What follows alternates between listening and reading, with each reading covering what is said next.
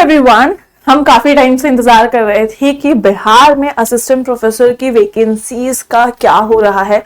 Draft एक बार बन चुका था, लेकिन उस ड्राफ्ट को क्या मंजूरी मिली है या नहीं मिली है, उसके बारे में हम बहुत ज्यादा स्केप्टिकल थे। आज मैं आपके लिए जो सेशन लेकर आई हूँ, इसके अंदर हम बिहार का जो ड्राफ्ट बनाया गया था उससे रिलेटेड बात करने वाले हैं। सो हेलो एवरीवन, मैं पूजा शर्मा, आपकी यूजीसी नेट मेंटर, आपका स्वागत करती हूँ on the platform of KGS UGC net.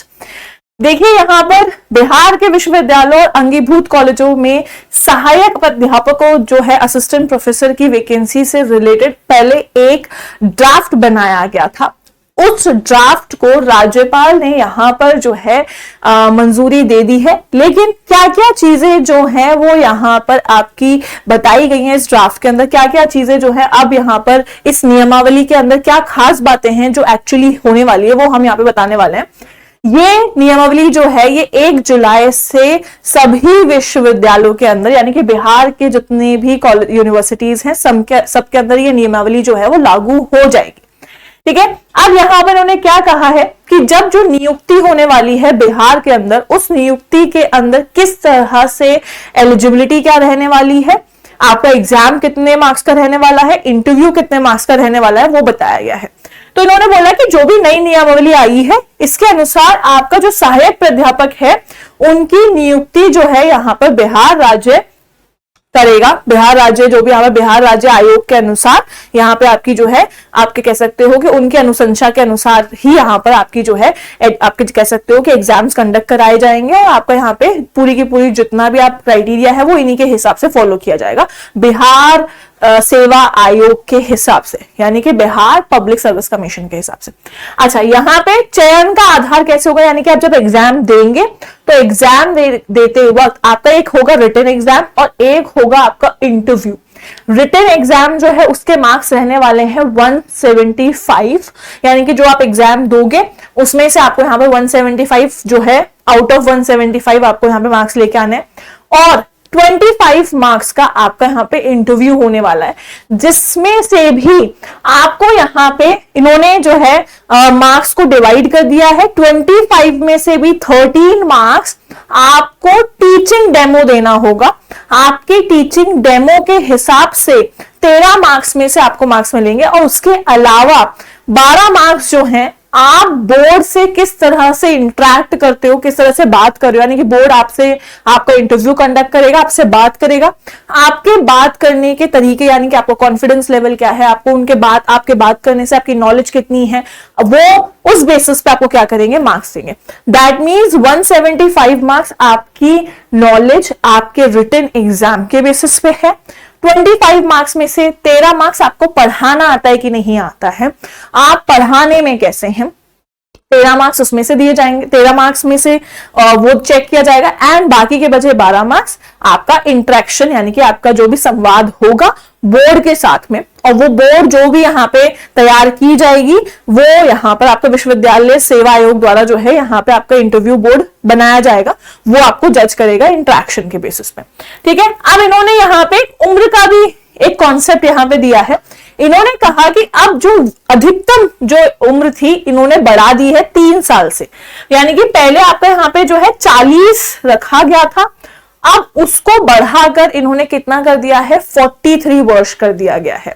ठीक है, जो कि पहले ड्राफ्ट जब बनाया गया था तो उसको 40 वर्ष रखा गया था, अभी 43 इयर्स हो चुका है। इसके अलावा यहां पर पहले ड्राफ्ट के अंदर 10th और 12th के मार्क्स को इंपॉर्टेंस दी गई थी, बट इन्होंने कहा कि अब जो है यहाँ पे 10th 12th की जो चीजें हैं उनको यहाँ पर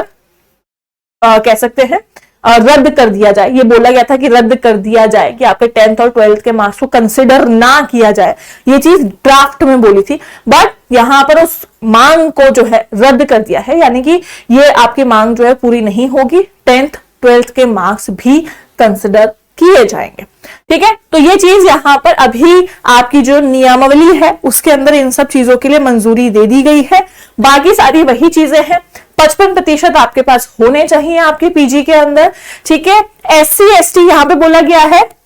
बिहार के SC ST ईबीसी या बीसी नॉन क्रीमी लेयर तथा दिव्यांग अभ्यर्थियों को न्यूनतम अंक में 5% की छूट दी गई है, विच मीन्स जो भी आपका यहाँ पे आप कह सकते हो 50% आपको यहाँ पे लेके आना है,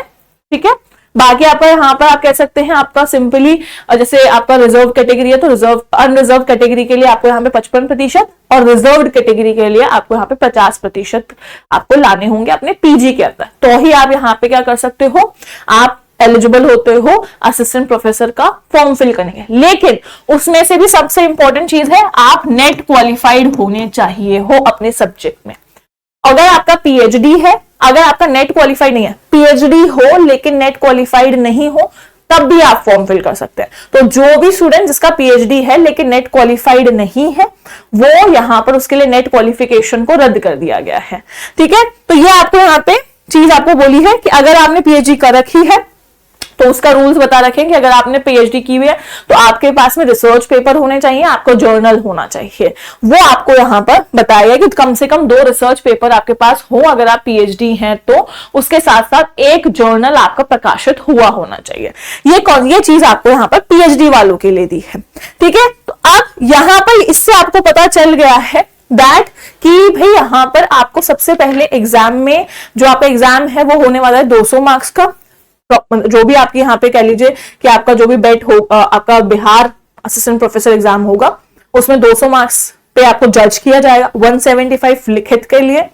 आपको यहाँ पे 13 मार्क्स आपके पढ़ाने के तरीके पे यानी कि डेमो पे,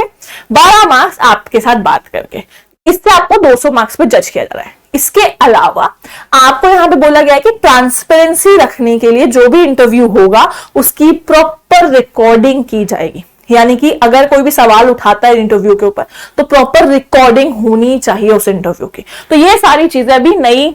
नियमावली के अंदर बताई गई, ये मंजूरी मिल चुकी है, यानी कि आने वाले समय में आपको असिस्टेंट प्रोफेसर की वैकेंसीज भी जो हैं वो देखने को मिलेंगी।